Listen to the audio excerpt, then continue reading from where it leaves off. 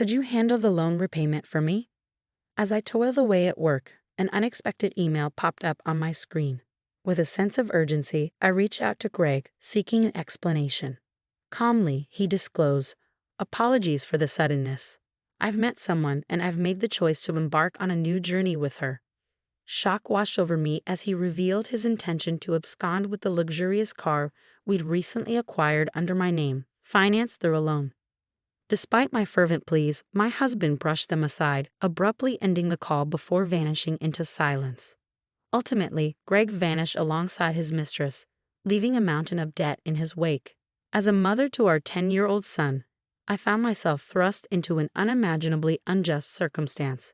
Lost and overwhelmed, I grappled with a mind rendered blank by the enormity of it all. At 35 years old, I, Hannah, found myself navigating uncharted territory. Greg, my husband, shared the same age, and together with our son Ryan, we were once a family of 3. Since he was young, Ryan had displayed remarkable intelligence, often delving into papers on the computer and seeking my opinion on them.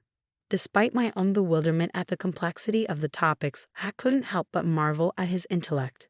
In contrast, Greg struggled to maintain stability, drifting from one job to another without consistency. Meanwhile, I shouldered the weight of our family's financial security, working full-time with a persistent anxiety about our future. Yet, amidst this uncertainty, Greg surprised us by holding the same job for 3 years, finally bringing stability to our income. During this period, Greg expressed a desire to create lasting memories as a family, prompting us to invest in a $35,000 camper van. However, his inability to pass the loan review led to me taking on the financial burden in my name. Then, on the eagerly anticipated day of the van's delivery, I was blindsided by an abrupt email from Greg. His message conveyed his intention to claim the camper van since the loan was in my name, leaving me responsible for the repayments. Bewildered, I immediately reached out to him, desperate for clarity on his sudden decision.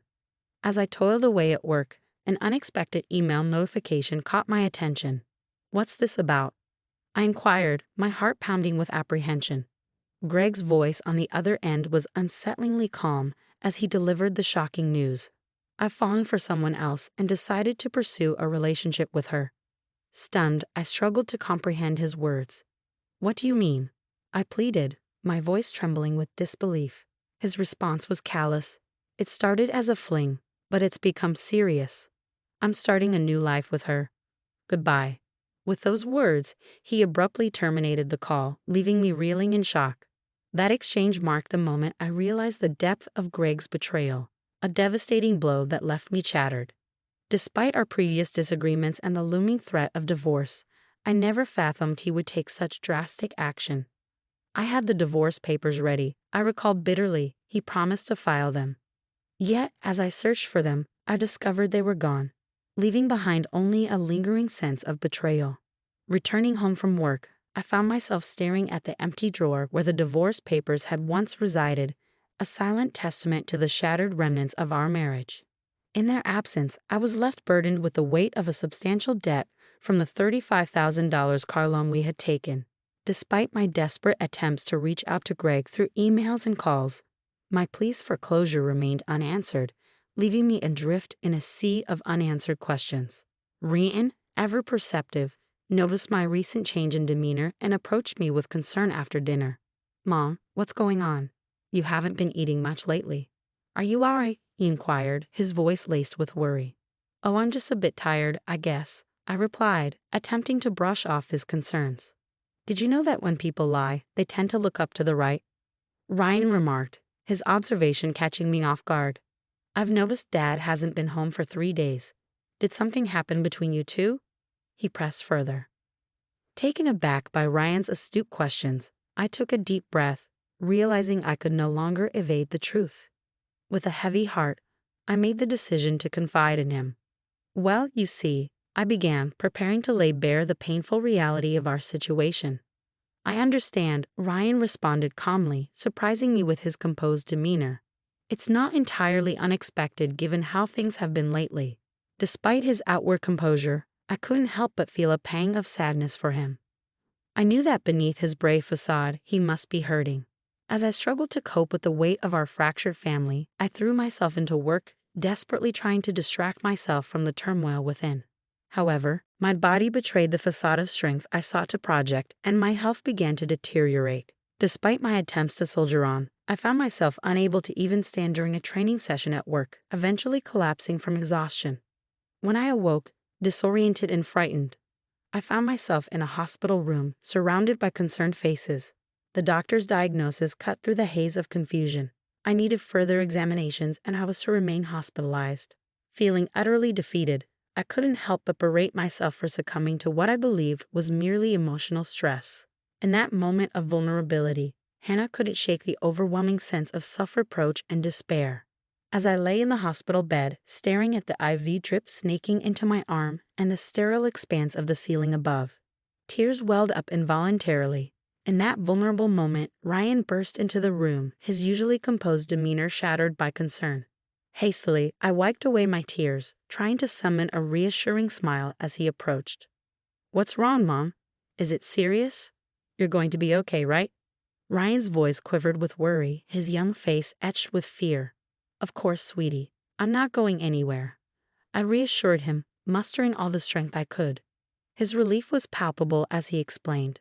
"The school called me and said you were rushed to the hospital. I was so scared. I thought—" His words trailed off, a poignant reminder of his tender age despite his usual maturity. It filled me with a renewed determination to fight, to get better for his sake. But as the days passed, my condition only worsened, and a grim diagnosis was delivered. I needed surgery, and I needed it urgently. With little time to spare, I heeded the doctor's advice and underwent the procedure, hoping for a swift recovery. A month had slipped by since Greg's abrupt departure when I finally returned home from the hospital. Amidst the pile of neglected mail, a demand letter for the car loan payment caught my eye, sending a wave of panic coursing through me. It should have been deducted automatically, I muttered, confusion mingling with frustration. With trembling hands, I checked my bank balance only to find it drastically depleted. The $20,000 that had once cushioned our finances now dwindled to a mere $33.90. Anger and betrayal surged within me as I realized the extent of Greg's deception. He did this, I seethed, a sense of helplessness washing over me. Desperate for answers, I longed to confront him, but his absence loomed large, leaving me grappling with a daunting uncertainty. Without the camper van, I found myself in a bind. I couldn't sell it to recoup any losses. Greg's departure cast a shadow over everything, plunging me deeper into despair. Witnessing my distress, Ryan reached out, placing a comforting hand on my forehead. "You look pale. Are you feeling sick again?" "You don't have a fever, though," he observed, his concern palpable. Physically, I was fine, but the weight of our dwindling finances bore heavily on my shoulders. "Your father not only took the car but also drained our savings. With my health still fragile, I can't return to work. And now we're left with nothing," I confessed, my voice heavy with resignation. Understanding the gravity of our situation, Ryan refused to let despair take hold. "I'll deliver newspapers and I'll scour the internet for any job opportunities," he declared, determination gleaming in his eyes. Inspired by his resilience, I resolved to push through adversity. "I can't afford to be weak," I muttered, steeling myself against the challenges ahead. With a smile, Ryan echoed my determination, his unexpected suggestion sparking a glimmer of hope. As he outlined his plan to reclaim the camper van, I marveled at his ingenuity. "But how can we do that?" "The van is in your name," I pointed out, puzzled by the logistics. "That's true, but what if—" Ryan's suggestion left me speechless, the idea far beyond anything I had imagined. Yet, as he explained his strategy, a flicker of optimism ignited within me. "And we have no clue where your father is," I added, grappling with the uncertainty of Greg's whereabouts. "Let's check my phone," Ryan proposed, a memory surfacing of a previous hiking trip where he had momentarily strayed. "Remember when we got lost? We bought a kid's cell phone with a GPS app, accessible to both Dad and me." With renewed determination and a glimmer of hope, we set out to turn Ryan's ingenious plan into reality. With the tracking app providing real-time updates on Dad's whereabouts, Ryan shared his findings with me. "He's been moving around a lot," he noted, prompting my curiosity. "But what if we confront him and he slips away again?" I voiced my concern, to which Ryan responded with a reassuring smile and a cryptic statement. "Don't worry. I've got it covered," he assured me. His words left me stunned, realizing that Ryan had taken matters into his own hands while I was in the hospital, accomplishing something extraordinary. "I can't believe such a clever child came from me," I marveled, acknowledging his resourcefulness. He had even uncovered information about Greg's mistress. "All right, let's show Dad who he's crossed," I declared, ready to put our plan into action. United in purpose, my son and I meticulously prepared for the moment of reckoning. With Ryan by my side, I felt an unshakable resolve. 3 days later, a call interrupted the quiet anticipation. "It's me. Please, I need your help," the voice on the other end pleaded. Suppressing a surge of frustration, I responded coolly, "Oh, who might this be?" His identity confirmed, Greg continued, his desperation palpable. "I'm being questioned by the police. They might ask me to come to the station voluntarily. Help me out," he implored. Without missing a beat, I agreed to his request, rallying Ryan as we set off to find him. To our surprise, the scene unfolded in a forest park near our home, a place where camping was permitted.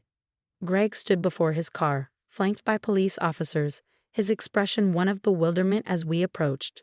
Feeling a mix of frustration and resignation, I motioned to the police, "Could we have a moment to talk privately as a couple?" With a nod from the officers, I ushered Greg, Ryan, and myself into the car. Greg, visibly uneasy under the scrutiny of onlookers, wasted no time urging us inside. Once seated, I addressed the bewildered pair before me. "I apologize for the interruption. Thank you for your patience. But could someone explain why the police showed up at our doorstep?" I inquired, my tone tinged with incredulity. Greg's response was laced with disbelief. "What? Why would you involve the police?" he protested, his confusion apparent. "It's quite simple, really," I countered, a hint of exasperation creeping into my voice. "My car was reported stolen, the camper van." Greg's attempt to downplay the severity of the situation only added fuel to the fire. "You filed for divorce, remember? We're not married anymore." "Technically, you're driving a stolen vehicle," I pointed out, Ryan's sharp intuition echoing my sentiments. "I didn't steal it. I just borrowed it," Greg argued weakly, his defense falling short in the face of Ryan's astute reasoning. With a calm resolve, Ryan interjected, "Well, regardless, Mom needs her car back. It would be really helpful if you could return it." Greg's protest faltered in the face of our collective determination, his earlier bravado crumbling under the weight of the truth. I extended my hand, silently demanding the keys from Greg, who reluctantly surrendered them. With the transaction completed, Ryan broke the tense silence. "Why did you abandon your family for this woman?" His question caught Greg off guard, leaving him fumbling for words as he awkwardly scratched his head. Seizing the opportunity to assert herself, Greg's mistress interjected with a smug chuckle. "It's because I'm more attractive than your mother. Can't you see it?" she taunted, her arrogance palpable. Infuriated by her audacity, I couldn't hold back. "Don't mock me. You've destroyed my life." I seethed, the bitterness of betrayal coursing through my veins. As Greg and Mandy engaged in a heated exchange, the air thick with tension, no one intervened, allowing them to confront their actions head-on. Meanwhile, we reached out to the police once more, providing an update on the unfolding situation. As darkness descended, the forest park became illuminated by the flashing red lights of police cars. In a moment of desperation, Greg pleaded for leniency. "I was wrong. I'll do better. Please just don't arrest me," he implored, his voice tinged with remorse. "People like you don't change overnight, especially those who are lazy," I asserted firmly, echoing Ryan's sentiment. "I can't trust you anymore. You need to face the consequences of your actions at the police station. If I end up in trouble because of this, I won't be able to repay the debts. Are you okay with that?" I challenged Greg, my voice tinged with frustration. "I have no problem with that. You can repay me after you've made amends for your wrongdoing. Take your time. I've already lined up a job for you," Greg replied nonchalantly. "Fine, let's tally it up. There's Ryan's child support and the $20,000 you stole from me. I'm not sure of the exact amount, but you'll work to repay it all," I declared, determined to hold him accountable. Turning to Mandy, Greg's mistress, I delivered a stern warning. "You may think you're just a bystander, but don't forget, you're an accomplice to Greg's theft. Be prepared to face the consequences, I cautioned, my voice unwavering. Upon learning that she might be held responsible if Greg failed to return the stolen money, Mandy recoiled in fear. Desperate, she turned to her parents for assistance, only to be met with rejection. "We disown any daughter who causes trouble for others," they declared, severing ties with her without hesitation. With Greg and Mandy escorted away in a police car, Ryan's clever strategy delivered the justice we sought against them. Though they were soon released from custody, they faced a substantial financial penalty. Through legal channels, I pursued $20,000 in damages from Greg. Additionally, I secured an agreement for him to pay $500 monthly in child support for Ryan.